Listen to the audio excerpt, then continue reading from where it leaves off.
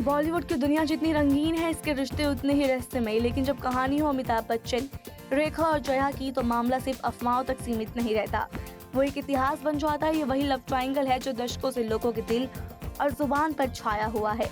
रेखा और अमिताभ की नजदीकियों की कहानी जितनी चर्चित रही, उतनी ही दिलचस्प रही जया बच्चन की खामोश लेकिन दमदार जंग।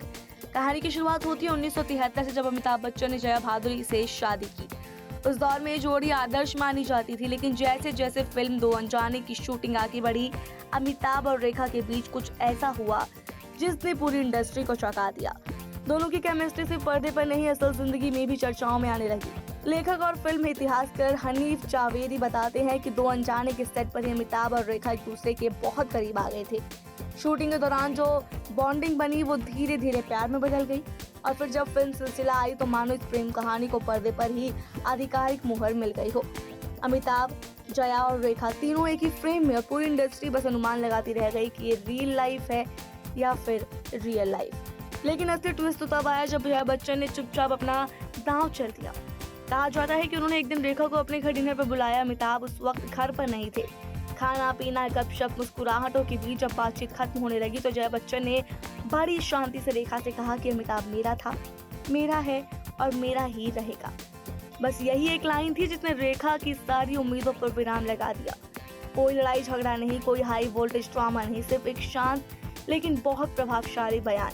और यहीं से शुरू हुई अमिताभ और रेखा के रिश्ते में दूरियां। साल 1982 में जब कूली के सेट पर अमिताभ का बड़ा एक्सीडेंट हुआ, तब जया ने एक पत्नी का फर्ज ऐसे निभाया कि खुद अमिताभ भी भावुक हो गए। वो दिन रात अस्पताल में रही, हर पल उनके साथ। शायद उसी वक्त अमिताभ ने तय कर लिया कि अब उन्हें अपने परिवार को ही प्राथमिकता देनी है। रेखा की जिंदगी भी यहीं से बदलने लगी। 1990 में उन्होंने मुकेश अग्रवाल से शादी की, लेकिन कुछ ही महीनों में वो आत्महत्या कर बैठे और रेखा फिर अकेली रह गई। आज 44 साल बीत चुके हैं, पर जया बच्चन अपने उस एक वादे पर आज भी कायम है। उन्होंने कभी पब्लिकली रेखा या इस रिश्ते पर कोई टिप्पणी नहीं की, लेकिन उनकी चुप्पी हमेशा सबसे ऊंची आवाज बनकर गूंजी, मेरा परिवार मेरी प्राथमिकता है। बॉलीवुड से जुड़े ऐसे और किस्सों के लिए देखते रहिए सौगंध टीवी। आप देख रहे हैं सौगंध टीवी, सौगंध वतन की।